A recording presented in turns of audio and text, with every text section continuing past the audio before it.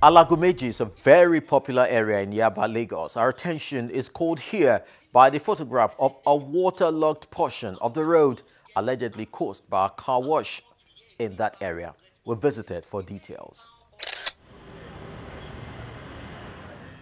This is Herbert Macaulay Way in Yaba, Lagos. Our concern today is around Alagomeji Junction, where some residents' drainage challenges is allegedly compounded by the presence of a car wash. As at the time of our visit, personnel of the Ministry of Environment were attempting to clear the drain, which appeared to have been blocked and unable to take in the volume of water from the car wash.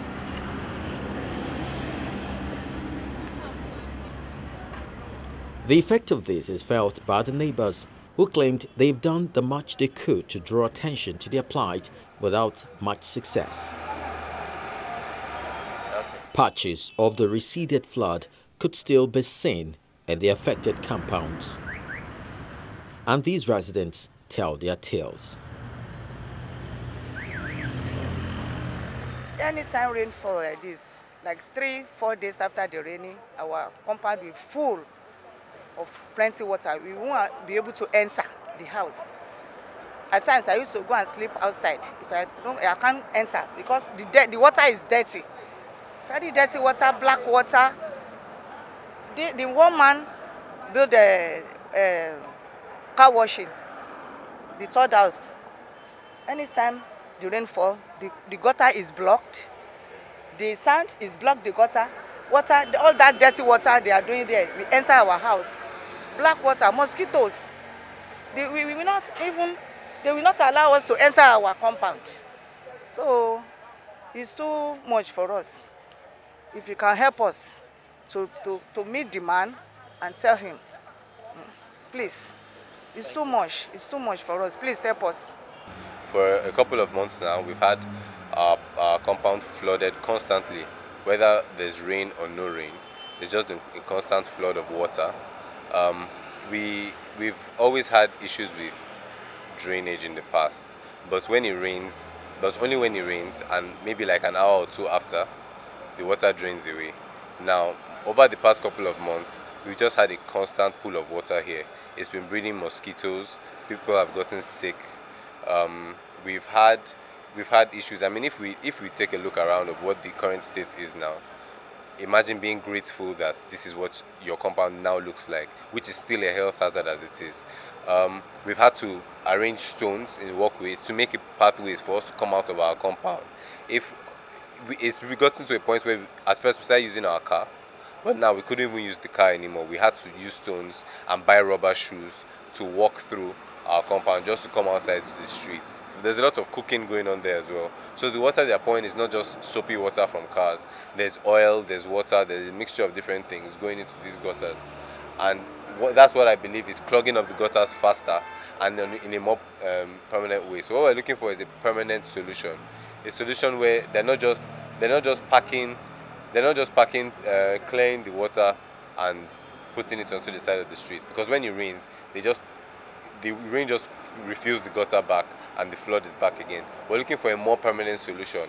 What solution is there going to be where there's a heavy rain and we don't have a flood?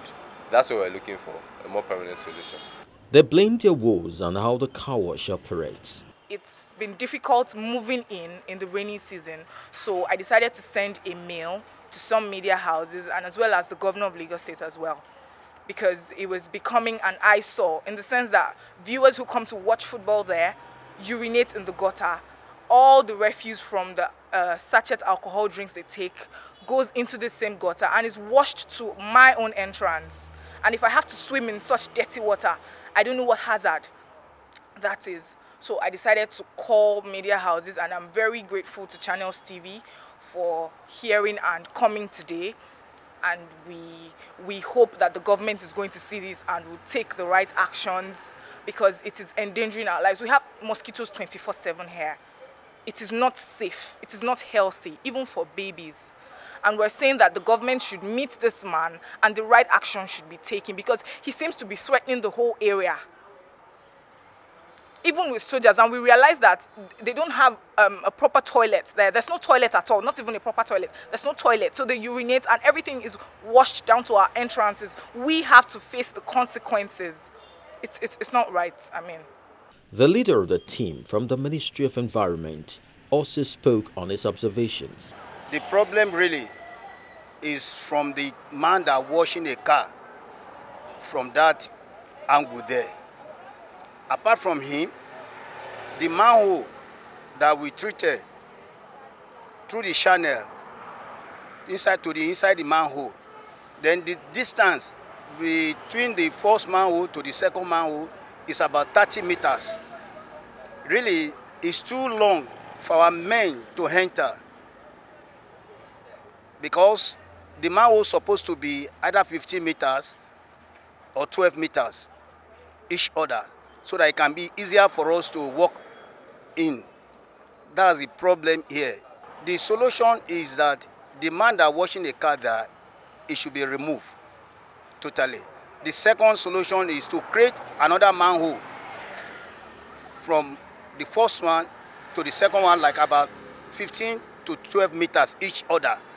The one that we are treating there, the next one supposed to be 12 meters. The next one supposed to, in fact, between one to the second one, we need 2 more manholes to be able to discharge properly. Attempt to reach out to the operator of the car wash met a brick wall as the owner refused to speak with us. He said he would rather allow his lawyer do the talking. While blames are traded over who is responsible, it would make a lot of meaning if the state government looked into the matter with a view of relieving the affected residents of their fears. The concerned authority should also examine the activities ongoing at the car wash for regulatory purposes. As the rains gather momentum, drainages, canals should be cleared in order to save Lagosians the menace of flooding this year.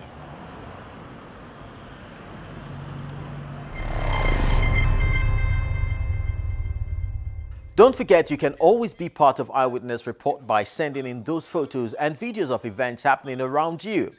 Begin by downloading the Channels TV app if you haven't already. Launch and swipe to reveal the EyeWitness icon. Tap on it and follow instructions on how to upload your story.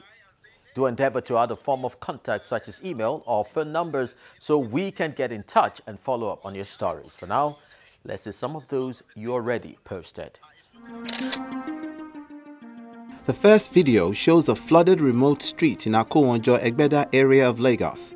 Our eyewitness says this is as a result of faulty drainages and therefore calls on the Lagos state government for intervention. The next video shows protesting inhabitants of Onosa village in the Lekki-Ekpe axis.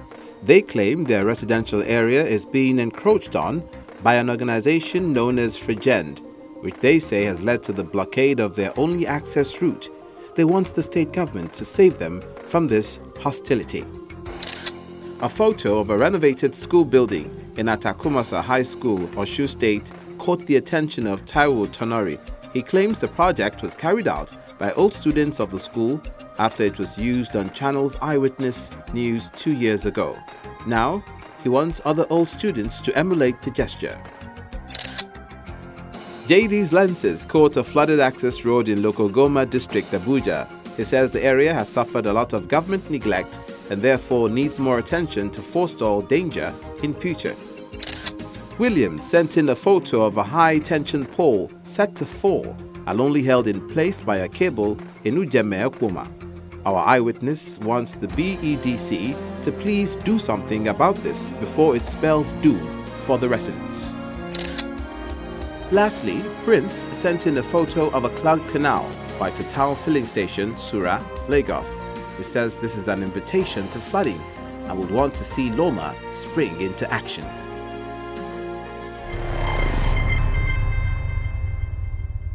Those are your photos and videos. Do keep them coming. Let's also have you send us positive stories, innovations, charitable ventures, and self-help projects. We would love to tell those stories as well. Till next week, when we make our return, I'll keep my eyes on you. I'm Chris Alems. Bye-bye.